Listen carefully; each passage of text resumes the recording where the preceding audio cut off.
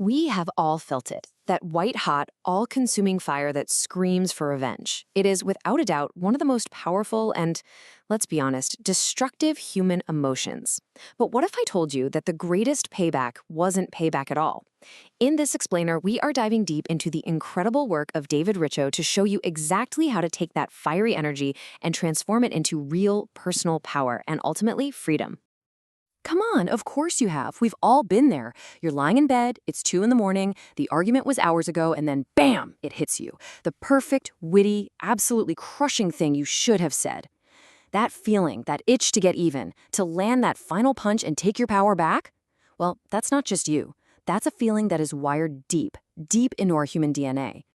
And if that feeling is hitting home for you, then you are in exactly the right place, because we're about to give you the keys to unlock yourself from that endless cycle. But hey, before we open up the toolbox, if you enjoy deep dives like this one, do us a huge favor and smash those like and subscribe buttons. It really, truly helps us create more of the content you're looking for. All right, here's our game plan for today. We're going to start by unpacking the payback mind trap. You know, why our brains are even built this way. Then we're getting super practical with 4 paths to freedom. We'll dig into why we sometimes overreact, how to break those tiny revenge habits in our daily lives, and redefine forgiveness as the superpower it truly is.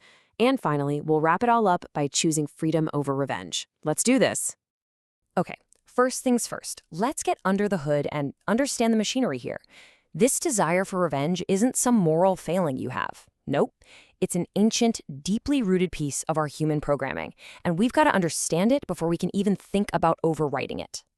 So what is this payback mind? Well, think of it like your brain's ancient security system. It's an instinctual defense mechanism. The second your ego feels hurt, humiliated, or devalued, this alarm goes off with one simple mission. Get that feeling of power back, and get it back now. So here's the most important thing to get right away. Wanting revenge doesn't make you a bad person. It makes you a human. It's a survival response that, frankly, just isn't serving us anymore in the modern world. And this right here is a distinction that is absolutely critical. Revenge and justice are not the same thing. Not even close. Revenge is all personal, it's hot-blooded, it's emotional. Its goal is simple: make someone else hurt. But look at the outcome. It keeps you emotionally handcuffed to the past. Justice, on the other hand, is objective. Its goal isn't to inflict pain, but to repair things, to make things right. And its outcome? Freedom. Not just for you, but for everyone. And that gets us to the great illusion, the biggest lie that revenge tells us. We chase it thinking it's going to be this moment of sweet, sweet relief, right? The thing that finally lets us close the book and move on. But it's a trap. In reality, revenge is like emotional superglue. It keeps your thoughts, your focus, your energy completely stuck to the one person you're trying to get away from. You don't get freedom, you get a permanent roommate living in your head rent-free. So, how in the world do we break this cycle? We do it with a brilliant little tool called the conscious gap. It's all about creating a little bit of space between the trigger and your reaction. So step 1, just notice the thought. Ugh, I have to get them back. Don't judge it, just see it for what it is. Step 2, and this is a physical one, stop and take 3 to 5 really deep breaths. This is like a biological reset for your nervous system. Step 3, name it to tame it. Just label it. Ah, okay, that's just my ego demanding payback. The second you put a name on it, it loses its power. And in that tiny pause you've just made for yourself, you find it, space. And in that space, you realize you have a choice. So we've created that gap. That beautiful moment of pause.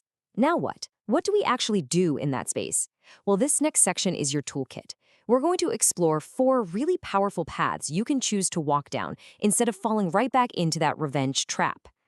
David Richo lays out 4 amazing alternatives. First up is metta, or loving kindness, where you actively wish well for yourself and even the other person, which literally dissolves hatred. Second, we have NVC, or nonviolent communication, which is an amazing formula for turning that raw anger into a productive request. Third, letting go of the ego, which is all about giving up that burning need to be right all the time. And finally, forgiveness, which we're going to see is the most radical act of setting yourself free. Okay, let's zoom in on NVC for a second, because this is such a practical, hands-on tool. Instead of just lashing out, you follow 4 simple steps. 1, state a totally neutral observation. When you were 20 minutes late, see, no blame, just a fact. 2, say how you felt. I felt anxious. You're owning your emotion. 3, and this is the magic part, identify your unmet need because my need for respect wasn't met. And 4, make a clear, positive request. Next time, could you text me if you're running late? Do you see how that completely transforms a potential fight into a real conversation? It's a game changer. This quote just cuts right to the heart of that third path, letting go of the ego. Your ego thrives on being right. It will gladly sacrifice your peace, your happiness, your well-being, just for that tiny satisfaction of saying, "See, I was right." And that forces you to ask this profound question. What do you really want more? The fleeting victory of being right, or the lasting freedom of being at peace? Okay, let's go a layer deeper. Have you ever had a reaction that just felt way out of proportion to what just happened? Like a tiny comment from someone sends you into a complete tailspin? That's what this section is all about. We're going to become emotional detectives and uncover the hidden wounds from our past that are fueling our biggest reactions today. So, Richo points to 2 primal wounds that are usually the source of these overreactions. First, there's the abandonment wound. This is a deep, deep fear of being left, ignored, or seen as worthless. If this is your wound, your payback style might be a preemptive strike, pushing people away before they have a chance to leave you. Then there's the engulfment wound. This is a fear of being controlled, suffocated, or losing who you are. The payback here, usually angry outbursts designed to create space and reclaim your independence. The key is realizing a small trigger today isn't just a small trigger. It's activating the entire history of that old wound. So, how do you heal this? With another fantastic tool, the linking exercise. The next time you feel that disproportionate rage bubble up, first, just stop and write down what you're feeling. Second, ask yourself this magic question. Wow, how familiar is this feeling from my past? Trace it back in your memory. Third, you'll almost always discover the original source, some event from your past where you felt this exact same way. And fourth, you disconnect. The moment you realize, oh my gosh, I'm not reacting to this person, I'm reacting to a ghost, the present-day trigger loses almost all of its power. Now let's talk about the sneaky, everyday ways revenge shows up, because it's not always some grand, dramatic plan. Usually, it's a chronic habit that's just woven into our day-to-day lives. In this section, we'll learn to spot these little habits and replace them with something way healthier, clear, assertive boundaries. Do any of these look a little familiar? This is what that low-grade chronic revenge looks like. The punishing silent treatment. Oof. Sarcasm that's really just anger with a cheap disguise. Withholding affection or help. Constantly criticizing. Or, my personal favorite, accidentally procrastinating on that one thing you know is super important to the other person. These aren't just quirky habits. They are constant, tiny acts of war in a relationship. And here is the healthy alternative. Just look at the difference in energy. Revenge is all focused outward on punishing someone else. Its language is basically, you are wrong and I'm going to make you pay for it. A boundary, though, is focused inward. It's about protecting your own peace. Its energy is calm, it's firm, it's self-respecting. And its language is, look, I can't change you, but this is what I will do to protect my well-being.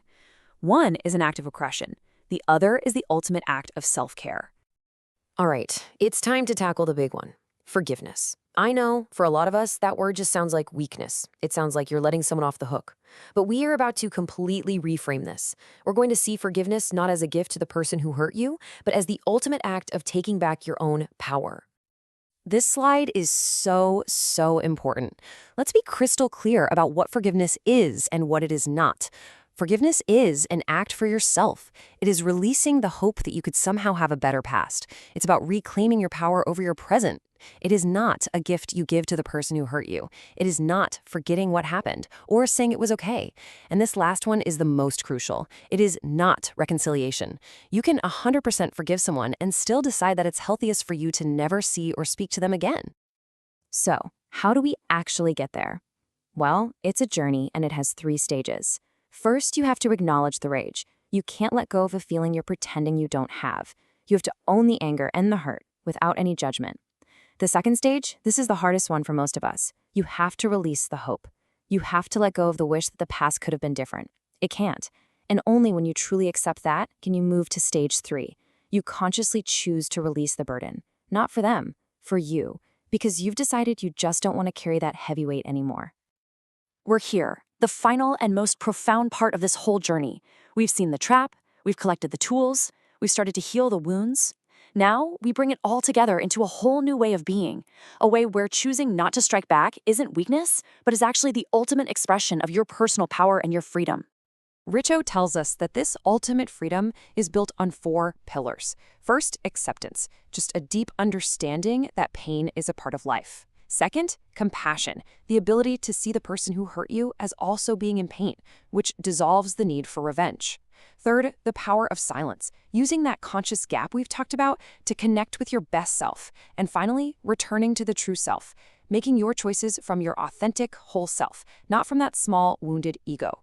Together, these pillars build a foundation so strong that revenge simply has no soil left to grow in. And that brings us to the biggest takeaway of all. The sweetest revenge isn't bitter at all. It's not about making someone else hurt. It's healing. It's the radical act of taking back all of that precious energy you've been pouring into an old wound and reinvesting it in your own peace, your own future, your own growth. So I will leave you with this one question to think about. What piece of your energy, which is currently being spent on an old hurt, will you decide to reclaim for your own peace starting today?